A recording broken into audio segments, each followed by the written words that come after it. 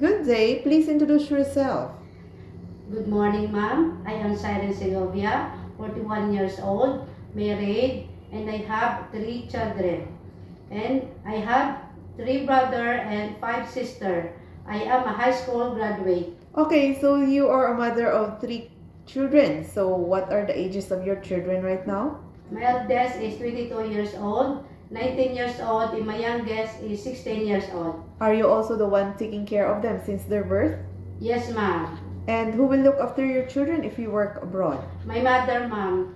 Do you have a work experience as a domestic helper abroad before?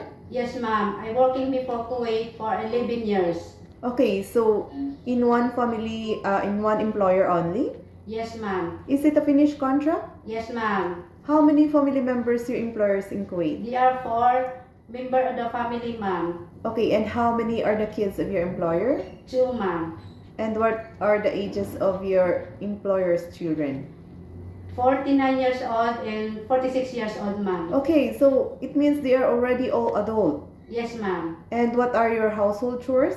I do cleaning, washing, ironing, and cooking, ma'am. Okay, so and is there another helper in your employer household? Alone, ma'am. Okay, so you are the only helper. Yes, ma'am. Okay, so how would you describe your previous employer?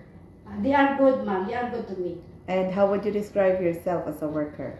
I am a trustworthy, hardworking, understanding, and a happy person, ma'am. Do you have any tattoo? No, ma'am. Did you undergo to any kind of surgery before? Yes, ma'am. And okay, what is that? CS, ma'am. And that was It was 16 years ago, ma'am. okay, so it means it's very long time ago. So Yes, can you ma'am. guarantee to your future employer that you can do all the hard work? Yes, ma'am. I guarantee, ma'am. Okay, so why do you want to work abroad?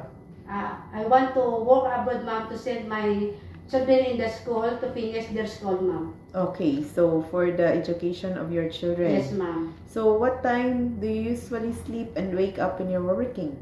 I sleep, ma'am, at 10:30 and I wake up 4:30, ma'am. Okay, so 10:30 at night you sleep, then you wake up at 4:30 in the morning. Yes, ma'am. Okay, so in Hong Kong, kids are super active and sometimes they tend to be out of control. So how will you control your temper? I Okay, so what will you do in order to control your temper if the kids are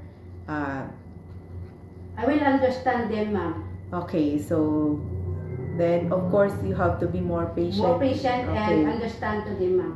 Okay, so and then if you are homesick, what would you do?